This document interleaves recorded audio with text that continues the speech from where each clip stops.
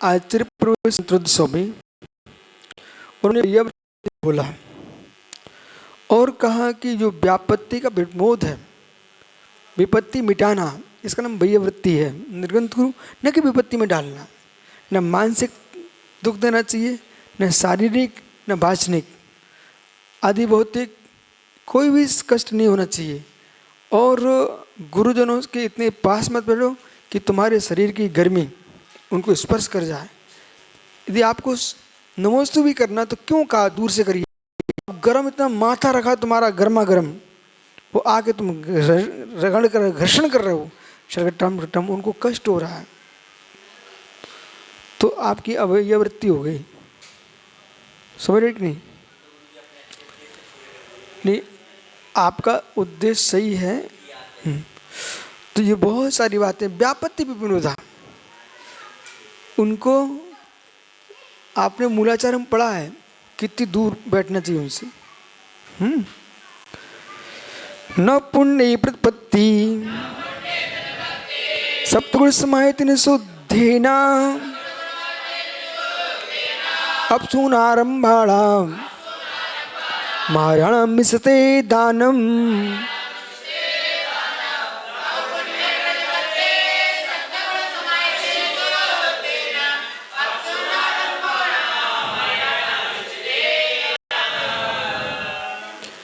अब यहाँ दान कैसे देना चाहिए अंकित भाई? न पुण्य नब्दा भक्ति पूरक, एक भी भक्ति कम नहीं होनी चाहिए नब्दा भक्ति में। ऐसा नहीं चलता तुम सीधे आए बोल स्वामी नमस्तु नमस्तु और हार दे के निकल गए। पूरा पड़घान करो, पूरी भक्ति करो, पड़घान से प्रारंभ करके तब तुम्हारी मन शुद्धि का शुद्धि हाजिर शुद्ध कहलाएगा। पड़घान किया नहीं, उच्च स्थातन दिया नहीं आसन, और आपने प्रणाम किया नहीं, पाद प्रक्षालन किया नहीं, पूजा की नहीं है, सीधे आए मन शुद्धि उच्च शुद्धि का शुद्धि हाजिर शुद्ध है, तुम्हारी नब्दा भक्ति कहाँ हुई?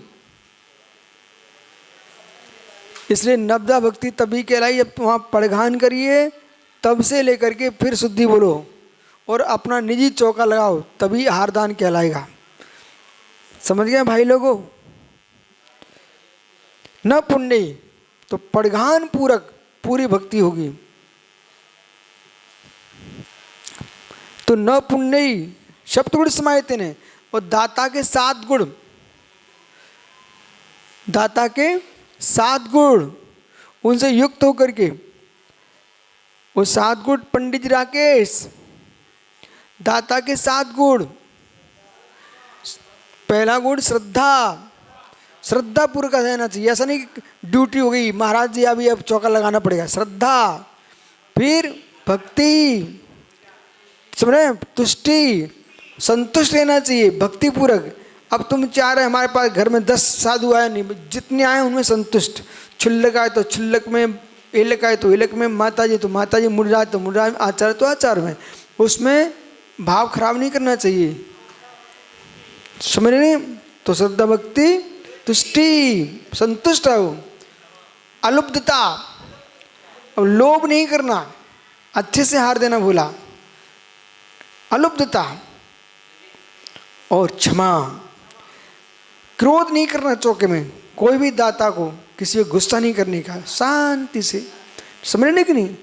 विज्ञान, किसके बाद क्या देना चाहिए इतना विज्ञान होना चाहिए, नहीं तो साधु बीमार पड़ जाएगा। सुना? तो इतना विज्ञान होना चाहिए, पत्त पत्त का ध्यान रखना चाहिए। सत्व, समझना, सत्व यानी ऐसा नहीं है चींटी घूम रही, क्या इडली, क्या इबरी घूम रही है। वो कह रहे बोले दर्शन करने आई महाराज जी दर्शन, तब तक दूसरे ने पैर रख दिया, उसके दर्शन हो गए बेचारी के, चली गई ऊपर। तो भाई इतना ध्यान रखो, चींटी आ रही है उसको मृदु कोमल वस्त्र से आप अलग कर दो। पिच्ची उठाना, तुम श्रावों को पिच्ची चलाना जानते नहीं है, घसीट दे पिच्ची में, पता गई वो, और पिच्ची के पंख भी तोड़ दिए। तो आप बड़े सावधानी से उसको पृथक करो। समझ रहे कि नहीं? तो ये क्या है? सत्व यानी दया। ये 7 गुण से युक्त होकर के सप्तगुण समाहितेन शुद्धेन, 34 चारों, क्रय शुद्धि, मन शुद्धि, वचन शुद्धि, काया शुद्धि, आहार जल शुद्ध है। वो कहीं भी छुल गए तो अनुमोदना कर लेना, नहीं तो आज काय की शुद्धि, कोई शुद्धि तो ही नहीं तुम्हारी। शुद्ध है ना, किसको दान दें ये भी बोल दिया। अपशून्यमाणम, आहा, जो अपशून्य है उनको दान देना चाहिए। समझ रहे क्या? उखली उखली उखली जिसमें कूटा जाता है, ओखली। चुल्ली जिसमें भोजन पकाते, चूल्हा। गिनोची, गिनोची जानते हैं, जिसे पानी रखा जाता है, समझ ना, गिनोची। बोहरी, बोहरी मतलब झाड़ू। चक्की पीसने वाली, ठीक है, तो जाता है। चलो, तो ये 5 का प्रयोग जो नहीं करता है, मुनि महाराजों को उखली का प्रयोग नहीं करना, चूल्ही, बोहरी, झाड़ू और गिनोची, इन किसी का प्रयोग नहीं करना चाहिए। ऐसे पंच शून्य से रहित हैं, उन्हें श्रावकों को आहार देना चाहिए। मतलब मुनिराजों को किसी प्रकार का गृहस्थिक काम नहीं करना चाहिए। यदि मुनिराज गृहस्थिक काम करते हैं तो ना वे गृहस्थ बचे ना मुनि बचे, ठीक है ना। इसलिए ना कोई मठ, मंदिर, धर्मशाला, इनके लफड़े में महाराजों को नहीं पढ़ना चाहिए। तीर्थ वगैरह में कुछ नहीं करना, मात्र अपने ज्ञान ध्यान में लीन रहो, समझ ना। कोई व्यापार नहीं। ऐसा नहीं है कि किसी के चक्कर में अपने आगम के वचनों को उल्टा कर दें। भट्टारक जी, ए महास्वामी, आर्याणम दानम, उसको आर्य पुरुषों ने, मुनीश्वरों को प्रतिदिन आहार दान देना, ये दान का लक्षण समझना चाहिए।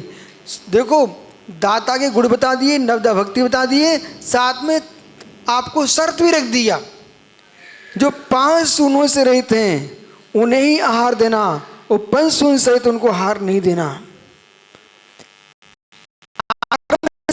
ऐसे मुनीश्वरों को, श्रावकों को प्रतिदिन दान देना चाहिए और अनंत देव की पूजा करना चाहिए।